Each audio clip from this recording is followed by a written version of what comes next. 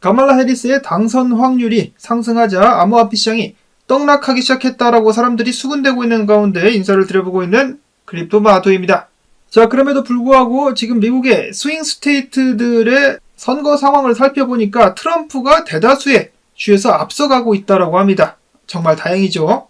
자, 물론 이거 집계 조사하는 사이트들마다 결과가 약간씩 다르다라고 하는데요. 일단 암호화폐 시장에서 느껴지는 것만큼의 나쁜 상황은 아니다.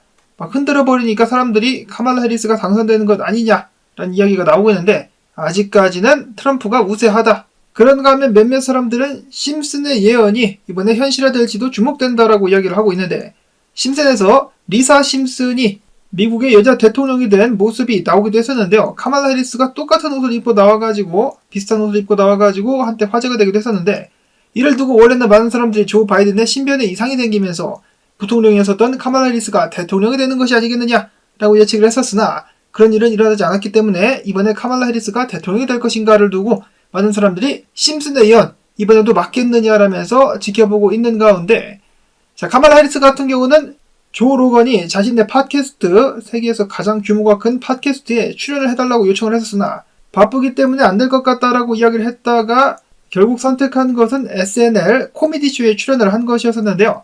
이를 위해서 몇 시간 동안 대본 연습을 해야 됐다라고 합니다. 근데 후에 문제는 이러한 그의 선거 유세가 선거법 위반이 아니냐라는 지적들이 나오고 있는 가운데 최근 한 유명 인플루언서는 나와가지고 카말라 해리스 캠프로부터 카말라 해리스를 지지해달라는 요청을 받았는데 관련 영상 한번 찍을 때마다 $2,000 상당의 돈을 주겠다라고 꼬시기도 했었는데 거부를 했다라고 하네요. 그러자 여러 차례 컨택이 왔었다라고 하는데 그 외에 인플루언서들 최근에 나와가지고 카말라 해리스를 지지해달라는 이러한 요청 같은 경우는 전부 다 돈 받고 하는 것이기 때문에 믿어서는 안 된다라고 이야기를 하기도 했었습니다. 그런가 하면은 어처구니없는 사건들도 발생을 하기도 했었는데요. 마녀들, 할로윈 마녀가 아니라 진짜로 이런 마녀들 있지 않습니까? 사탄 숭배자들. 이들이 도널드 트럼프에게 저주를 퍼부었는데 그 저주가 통하지 않았었다라는 기사가 나오기도 했었습니다. 마녀들은 도널드 트럼프가 보호를 받고 있다라고 이야기를 하기도 했었다라고 하는데요. 좀 어이가 없죠. 자, 그런데 여기서 몇몇 이들은 질문을 하게 됩니다. 어째서 이런 마녀들은 도널드 트럼프만을 공격할까? 왜 카말라 해리스는 건들지 않는 것일까? 사탄 숭배자들의 지지를 받는 카말라 해리스. 자, 어찌됐든지 간에 이런 웃기는 해프닝도 있었는데 그만큼 이번 대선이 중요하다라는 것이겠죠. 그리고 대통령 선거가 끝난 후 이번 주에는 또 어떤 일이 기다리고 있느냐? 바로 연준의 금리 결정 미팅입니다. 한국 시간으로 11월 8일 새벽 4시에 연준이 금리를 추가적으로 내릴 것인지 결정을 하게 될 것인데요. 패드와치에 따르면 98.9%의 확률로 연준이 0.25% 금리를 추가로 내릴 것으로 예측을 하고 있었습니다. 이번 주도 정말 정신없는 한 주가 될 것 같은데 다음으로는 비트코인 관련해가지고 스카이브리치 캐피탈의 창업자 안소니 스카라무치 같은 경우는 앞으로 2년 내로 비트코인이 17만 6천 달러까지 상승할 수 있을 것이다라는 전망을 밝혔습니다. 특히 비트코인의 수요 증가와 고정된 공급량이 이러한 상승을 가속화시킬 수 있을 것이다라고 예측을 했습니다. 그는 최근 카말라 해리스에 대해서 긍정적인 발언을 하기도 했었는데요. 카말라 해리스가 당선될 경우 비트코인을 지지하게 될 것이다라고 예측을 한 것입니다. 자, 그렇게 될 수 있으면 좋겠습니다만 일단 시장 같은 경우는 부정적으로 반응을 하고 있죠. 자, 근데 누가 대통령이 되든지 간에 비트 가격은 오를 겁니다. 과거에도 몇 차례 말씀을 드렸었는데 오를 수밖에는 없죠. 근데 제가 또 말씀을 드렸다시피 왜 쉬운 길 놔두고 굳이 어려운 길로 돌아가려고 하느냐? 비트코인을 미국의 전략적 준비 자산으로 만들고 80만 개를 추매하게 된다면 미국 정부뿐만 아니라 다른 기업들이나 기관들, 다른 나라들까지 도미노 현상이 퍼지면서 엄청난 수요를 불러일으킬 수가 있기 때문에 굳이 어려운 길로 돌아갈 필요가 없다. 그리고 저 꼴보기 싫은 게리 겐슬이 승승장구하는 것을 보고 싶습니까? 당연히 저는 게리 겐슬로 망하는 걸 보고 싶습니다. 자, 다음으로 미국 대선 전 비트코인 하락세는 줍줍 찬스다라고 애쉬크립토라는 분석가는 밝혔습니다. 과거 비트코인은 3차례 반감기 그리고 대통령 선거와 더불어 가지고 선거 이후에 떡상을 했었던 그런 일이 있었다라는 것은 모두 다 알고 계실 텐데요. 자, 그러나 대통령 선거 전에는 비트코인의 하락이 있었었다. 그러므로 떨어졌을 때는 줍줍을 해야 된다라는 것인데 2016년도에는 대통령 선거 전에 비트가 10.2% 하락, 2020년도에는 6.1% 하락, 그리고 올해는 6.3% 하락 중인데 이렇게 떨어졌을 때는 줍줍을 하는 것이 맞다. 왜냐? 그 이후에 비트가 개떡상을 했기 때문에 이러한 하락세는 단기적인 현상에 불과하다라는 것이죠. 특히나 이번 같은 경우 ETF 등등 기관 투자자들의 수요가 늘고 있기 때문에 비트코인이 더욱더 안전한 투자처로 자리를 잡아가고 있음을 알 수 있다라고 밝혔습니다. 그래서 떨어진다 할지라도 바로 튀어오를 것이기 때문에 가지야를 외칠 수가 있겠다. 다만 한 가지 아쉬운 점이 있다라면은 알트코인들이 지나치게 많이 하락하고 있다라는 것이겠죠. 자, 분석가 도널트 같은 경우는 반장난으로 이런 트윗을 올렸는데요. 트럼프가 당선될 경우 비트코인은 전고를 뚫고 올랐다가 다시 내려왔다가 추가적인 상승 이어갈 것이지만은 만약에 카말라 해리스가 당선됐다 그러면은 $10,000까지 비트코인 개떡락, 그 다음에 V자 반등 그리면서 전고 뚫고 상승, 이런 식으로 오다가 반장난으로 분석을 남기기도 했었습니다. 자, 일단 비트코인 주봉, 이번 주 주봉 모습은 처참합니다. 조만간에 주봉 마감이 될 텐데 좋지 않은 캔들을 그려주고 있는 비트코인. 그럼에도 불구하고 상승 추세는 깨지지 않는다. 상승 추세가 깨지려면 어디까지 내려와야 되느냐. 분석가들이 보고 있는 관점들 비슷비슷했었는데요.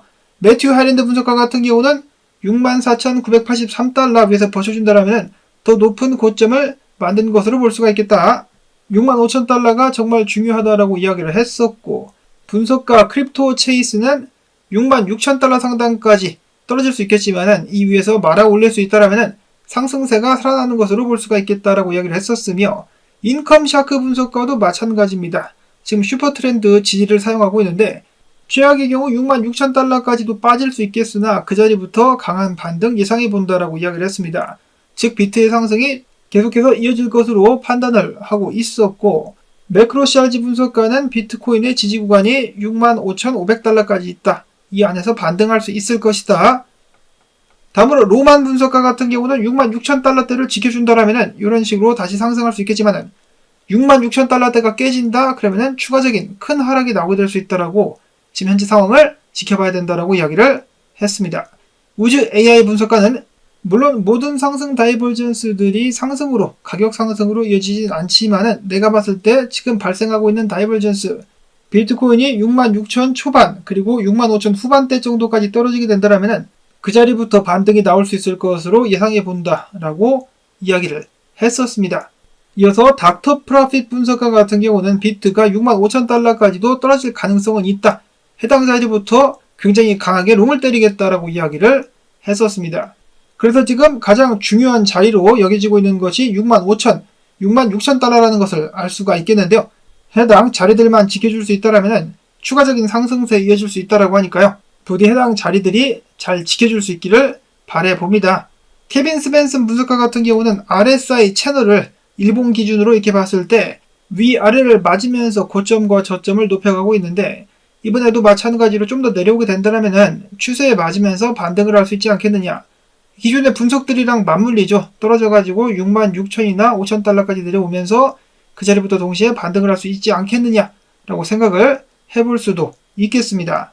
자, 물론 이런 상황에서 몇몇 사람들은 야, 그러면 카말라 해리스가 대통령이 되면은 떨어졌을 때 더 싸게 살 수 있는 거 아니야? 그럼 더 좋은 거 아니야? 라고 이야기를 할 수도 있겠지만은 비트코인이 그 정도까지 떨어지면 알트코인들은 어떻게 되겠습니까? 그리고 비트도 빠른 시간 내에 회복한다는 보장도 없고요. 저는 그냥 쉬운 길로 가고 싶습니다. 굳이 어렵게 갈 필요가 있겠느냐? 젊어서 고생은 사서도 한다라는 말은 개구라. 젊어서 고생하면은 나중에 나이 들어서 골병 든다. 자, 그리고 비트코인 떡락과 함께 비트코인 도미넌스 치솟고 있다라고 하는데요. 상승 채널을 위로 뚫고 나왔습니다. 자, 그럼에도 불구하고 우주 AI 분석가 알트코인들을 선별해가지고 잘 들어가고 있다라고 합니다. 왜냐? 반등이 굉장히 강력하기 때문에. 다음으로는 이더리움 차트입니다. 이더리움의 그동안의 저점을 올려주었었던 추세선까지 이더리움이 내려와가지고 맞고 있습니다. 이더리움도 조만간에 멋쟁이 반등 한번 보여줄 수 있지 않겠느냐. 마지막으로는 솔라나인데요. 인컴 샤크 분석가 솔라나 숏을 때리기 시작해가지고 155달러 선에서 포지션을 정리할 것이다. 왜냐? 155달러 선에서 솔라나가 반등할 것으로 예상하기 때문에 라고 이야기를 했습니다. 이어지는 변동성 언제까지 계속될 것인가? 이왕이면은 상승하는 쪽으로 변동성이 나와가지고 알트들도 회복해줄 수 있으면 좋겠다라는 말씀을 드려보면서 오늘 영상 저는 여기서 인사를 드리려고 합니다. 나온 정보들 여러분들께 도움되셨다면 변동성 속에서도 가지야라는 의미에서 광고 영상 재생 한 편만이라도 마지막까지 틀어주기 부탁을 드립니다. 여러분들께서 계속 도와주셔야만 저도 계속해서 영상을 만들 수가 있겠죠. 자, 그럼 저는 내일 또 새로운 소식 가지고 인사를 드리도록 하겠습니다. 안녕히 계십시오.